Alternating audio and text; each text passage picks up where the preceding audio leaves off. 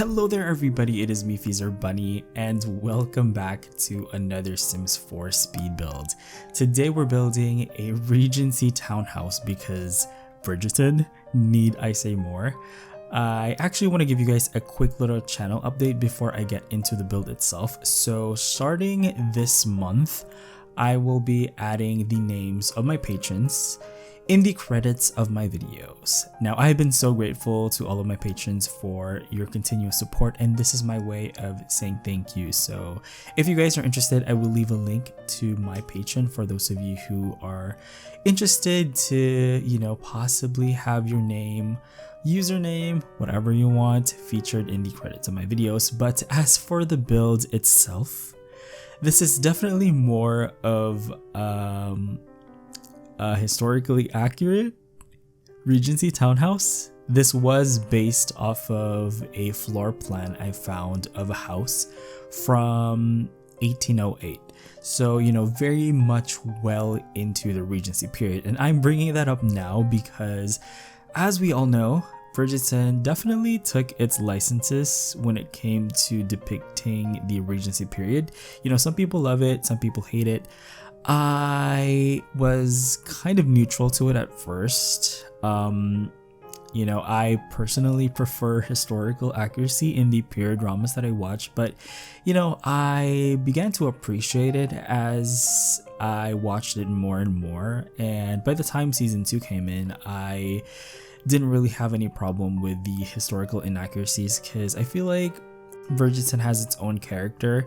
It's definitely a really charming show, and if you watch it and if you give it a chance, I think you would get a sense of that. And I'm really looking forward to the 3rd season because it's gonna be about my favorite character, which is Benedict Bridgerton, hopefully, and also Eloise. I really want her character to hopefully get a happy ending. I don't know, I'm really invested in her story in the 2nd season. So yeah, anyway, actually my thoughts on Bridgerton. I know it's kind of like split the whole period drama fan base. I am actually really into period dramas. If you didn't know, I'm obsessed with Downton. It's quite possibly my favorite period drama, and when The Sims 4 first came out, one of the very first builds I did on this channel back in 2014 was actually a recreation of Downton Abbey, and oh boy, has the game had an epic glow up since then, because imagine building Downton in a 50 by 50 lot without move objects and you're constrained to only 3 floors. That's what The Sims 4 was all about when it first came out. Yeah, almost 8 years ago. That's actually pretty insane. But you know what? I really appreciate Bridgerton for what it is. I especially love the characters. I'm not really into it for the plot because a lot of the plot to me feels a bit tropey. It's your usual enemies to lovers, liar revealed, which is probably the one I hate the most. But what keeps me coming back is actually the characters. I really love the Bridgerton family dynamic. I think they absolutely nailed the chemistry between the actors, and that's what I'm actually really looking forward to seeing more of, hopefully in the future. Because honestly, I'm not really in it for the sex, you guys. I know that sounds really prudish, but I grew up in the generation where we had the Tudors.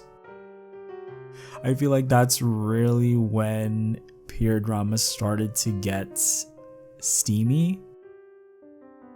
Yeah, I'm not really in it for the steamy bits, not gonna lie. I just really love a solid story. And if not, I really enjoy immersing myself in the time period. It's either or, it's either you have a good story or you have a mediocre story, but a pretty good world for me to immerse in. Either way, I'm still gonna enjoy it. I do feel like Bridgerton is definitely more of the characters as opposed to kind of like immersing you into the world itself, but that in itself is also really enjoyable for me as well. And one other peer drama that I do want to talk about is actually quite possibly one of my personal favorites in recent years. And that is actually the Gilded Age, which is written by the same person who did Downton Abbey, Julian Fellowes. I had my doubts at first because I did watch Belgravia, which is Julian Fellowes' like other Victorian period drama. I didn't actually finish it, so I had my doubts coming into the Gilded Age, but honestly, I absolutely loved the Gilded Age. I'm like so happy that Julian Fellowes still has it. And having said that, I'm so excited for the Downton Abbey movie. It's coming out next month and I am keeping my calendars in check. I'm definitely saving the date because I am so excited to see more of the Granthams, and I believe they're going to the Mediterranean, which is a really, really exciting setting. So yeah, the Gilded Age, 10 out of 10, one of my favorite period dramas in recent years, and I'm really, really happy that we're getting a lot of really, really good quality shows. I believe Enola is coming out later this year with its second season, which is also really exciting. If you guys saw my period Baroque Palace inspired build last year, I told you that my favorite couple in recent years was Enola and Tewkesbury, so I'm really, really excited to see more of them. I am such a simp for those two, so hopefully we get to see more of them. But anyway, as for the build itself, it did take me a long time to build. Like, I did start this build when Bridgerton was still airing, so it took me like a proper month to finish, because this build does actually have a lot of things in it. It does have 6 bedrooms across 4 floors, and all of those are fully furnished. There's also some decorative buildings next door as well. I'm doing this old thing that I used to do in some of my other older apartment builds, especially where I make, you know, these shell buildings next to the main house, kind of, just to make it look like it's an apartment. Basically the same way apartments work in The Sims 2 and The Sims 3 pretty much. I am still hoping to get apartments in The Sims 4. I know that sounds futile at this point, but you know, a simmer can hope, right? But yeah, we did finish furnishing the ground floor, or the first floor if you're British. But yeah, that's where we have the library and the dining room. Once again, all of these floor layouts were based on period accurate floor plans, and I did notice that the library and the dining room does tend to be located on the ground floor. I was a little bit daring with my choice of color scheme for the library because I really wanted that green swatch. Actually, I really tried to make it work. I really tried to find matching wallpaper swatches, but it just didn't happen, unfortunately. So I ended up with my second choice, which is this turquoise blue swatch for the library. I actually really liked it, actually. I really do. It does feel very Bridgerton because, you know, Bridgerton colors are more on the cooler side of the color palette. I really wanted to have a room for this build dedicated to kind of like showcasing the actual Bridgerton color, which is Wedgwood blue. Unfortunately, I couldn't find any wallpaper that really captured that color, so I ended up with more of a turquoise blue and a lot of green as well. You'll see a lot of that in this build moving forward. But moving on to quite possibly one of my favorite areas in this build, which is actually the downstairs area. So this is located in the basement, and the thing about Bridgerton is we don't really see that much of the servants. I think it would be interesting to see what Regency servant life was like, but at the same time, you know, it would be Downton Abbey if they did that, so I can see why they didn't focus on the servants. Personally, I would like to see more of the servants because they kind of don't really have a role in the show. They're kind of just there, so I don't know, it'd be nice to see more of them. But yeah, this is the kitchen.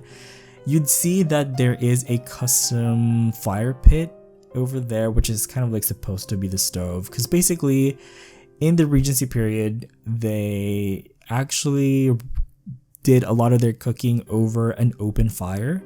So you can see those like metal rods right there sticking out. That's where they would roast the meats.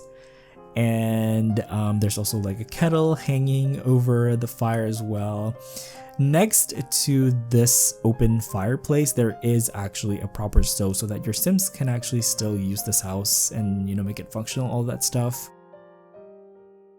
Oh yeah, I also forgot to mention that I did try to make this house off-grid compatible. So a lot of the furnitures that I used should be functional off the grid. Also, a lot of lights that I used should be functional off the grid as well. That's why you'd see in some areas it could be a bit dark because it's literally lit by candlelight. But I really like that actually. If you want to, you know, live kind of like that proper historically accurate lifestyle, you can do so in this house. I feel like this might be my first like period accurate build without using any CC, because I have built quite a few, you know, historical buildings like that Baroque palace I did a year back. But I feel like this one is my first proper one without using any CC. I mean, I did use mods to, you know, place certain items like the tool mod and the red shelf, but those aren't really required for this to look the way it does. But yeah, oh, actually, I might use CC clothing for the house tour, because we actually don't have any Regency inspired clothing. I could have sworn I saw some come with the Get Famous pack, but I checked and those were more Georgian actually, or maybe more Rococo, either way.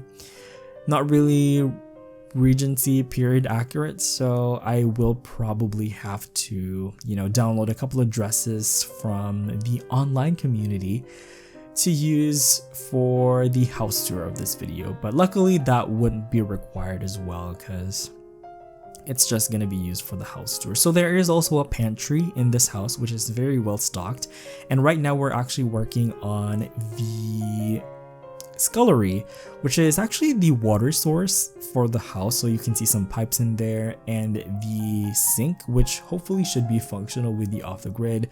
The scullery is basically where they would, you know, peel vegetables, wash dishes, and all of that good stuff. I've also seen that that's where they would keep like the bathtub in some households, because, you know, people didn't really bathe that often, so they didn't actually have dedicated bathrooms. The bathtubs were literally just carried onto, you know, one of the changing rooms or one of the boudoirs, and that's where people would basically take their baths. But this house does have toilet rooms, which are rooms that have toilets, and also bathrooms as well. Not in a, you know, sense that we know, because I did try to make it somewhat period accurate, so you'll see what I'm talking about when we get there. But also, if you're wondering what those two archways are doing like in the scullery area, those are actually coal cellars, which always perplexed me every time I saw them in like historical floor plans for like Victorian homes, because I was like, what is this? What is this weird like space underground? But apparently it's a coal cellar, and it's generally located like under the street, which is quite interesting because apparently the property extends all the way there, so that's pretty interesting. But right now we're working on quite possibly one of the more detailed aspects of this house, which is actually the servants' hall. Of course, we have servants in this home, so we have to have a servants' hall for them to kind of like lounge around and also kind of like wait for, you know, their masters to call on them with that bell thingy. So yeah, I did post that on Twitter a couple of days ago, and a lot of you guys were excited. I think some of you guys were secretly hoping that I was making Downton. Not quite. Sorry about that. Didn't mean to get your guys' hopes up, but you know, I wanted to give you guys a little bit of a sneak peek. So yeah. Also, this is the housekeeper's bedroom, so there are some keys. She does generally look after the keys for like some of the important parts of the house, like the pantry.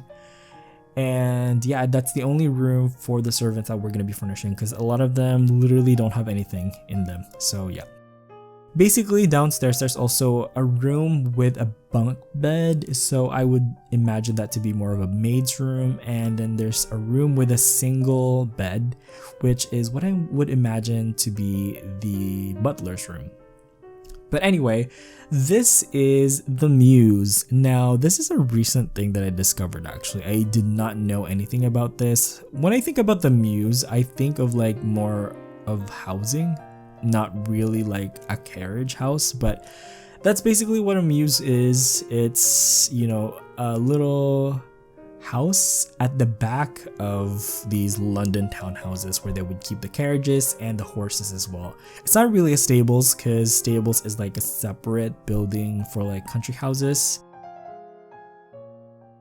Muses are like these more specific structures that are located behind townhouse, and apparently this is more of a British thing, because apparently in mainland Europe they would keep their horse and carriages like in front of the lot, if I'm not mistaken. So yeah, apparently the Muse were located in the back to, you know, make the horses and, you know, all of their stench, all of their dirt basically less visible to the owner, which actually makes sense. So yeah. Anyway, moving on to the second floor, this is where we have the boudoir, as well as the main drawing room. And as you can see, this house also has a third floor as well, which is where 3 of the bedrooms are going to be located. Now, one thing that I do want to point out is how all of the wallpaper in The Sims 4 seems to be exclusive to kits and stuff packs. Like that wallpaper that I use right there is from the Haunted stuff pack. I forgot the name of it, I'm sorry, but that is such a beautiful wallpaper. I'm kind of sad that it came with a stuff pack, but that is such a good wallpaper. It's so beautiful. I absolutely love it.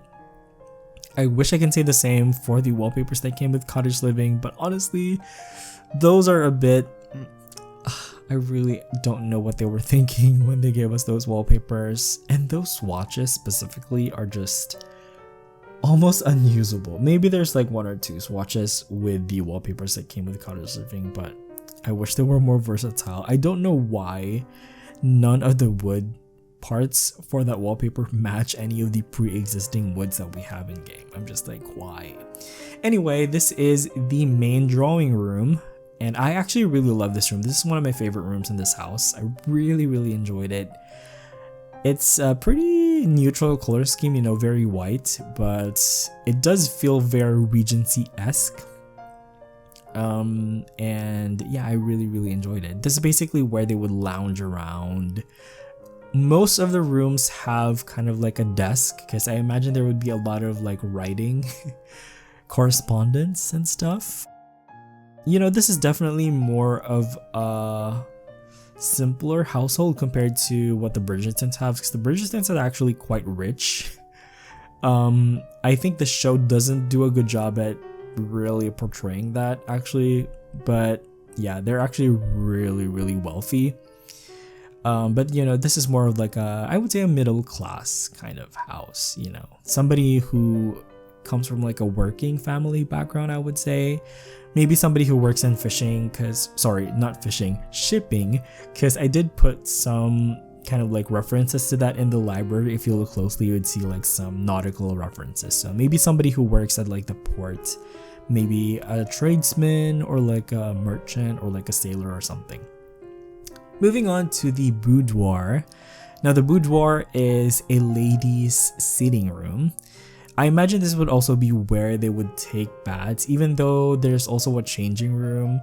Keep in mind that during the Regency period, people changed quite often. You know, when they would go out to ride, for example, they would have to change for that. I think when they also had dinner, they would also change for that. I don't know why actually. I don't know if there's like a practical reason for them having to change into dinner, but I believe this is a practice that actually continued on to the 20th century actually, because in the Downton times. They still change for dinner, so that's like an entire century's difference. If you didn't know, the Regency area took place during the early 1800s to around 1820s. And the reason it's called the Regency is because the UK, sorry, I don't know actually if it's the UK at the time or if it's just England, Scotland, and Wales. Was Ireland already part of it? I don't actually know.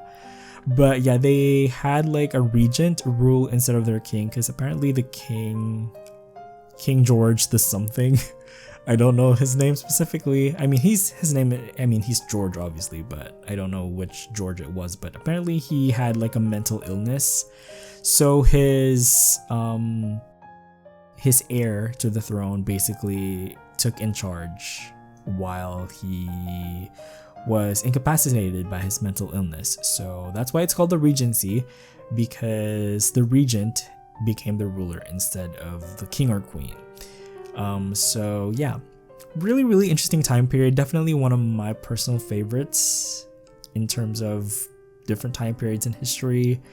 I really love the Regency period as well as the Georgian period, or more so the French Revolution, because that's like one of my favorite time periods ever. But yeah, moving on to the master bedroom. By the way, really quickly about the boudoir. Yeah, you can see that I probably went a bit crazy with all of the color schemes and the patterns. Probably a little bit crazy, but I really enjoyed it. I definitely wanted to use the new items that came with the new Regency inspired pack. It's not really, 19th century Regency. It's more of a Hollywood Regency in my opinion, but they did have some really nice wallpaper that I felt like could work in a Regency setting. There were some chinoiserie inspired stuff which had some really beautiful color schemes that actually matched kind of like the Bridgerton color, so I'm really happy about that. But moving on to the main bedroom, notice that I did make a custom canopy bed. Something tells me you'll be seeing more of that in future builds. I'm not gonna spill the tea now, but yeah, you can just look forward to seeing more of the canopy beds in future builds. Those who are subscribed to me on Patreon already have a sneak peek of a huge build I'm working on. The build has been going on for like months now, and I'm still barely 10% done with that build. So yeah, there's some previews of that on my Patreon. But moving on to quite possibly my favorite room in this house. This is actually the nursery area. So I don't know how nurseries actually worked during that time, but I imagine the governess would actually sleep with the kids. That's why there's a bed in there. Or maybe it could be a younger sibling as well, looking after their baby sister or brother. But yeah, you can see that every room also has these like wash basins as well. So yeah, that's kind of like my way of showing you guys that these people, did care about their hygiene in a more historically accurate way, if that makes sense, because people didn't really bathe much during those times. They just washed their hands and faces, I believe, every day. Also, by the way, this part of the house has a changing room, which is right next to the main bedroom. And I think I'm gonna throw in like a bathtub in there so that there would be, more than one bathtubs in this house. You'll see that in the floor plan, but this is the Jane Austen inspired bedroom. As you can see, there is a very prominent writing desk over here and a really nice turquoise color palette. I really enjoyed this room as well. So I think that's actually pretty much it for this build. I hope you all enjoyed it. And once again, I just want to say a special thank you to my patrons. I really appreciate all of your support. But that is going to be it for this build. You all have an awesome day. Enjoy the rest of the video. Thank you so much for watching, and I will see you guys next time. Bye bye.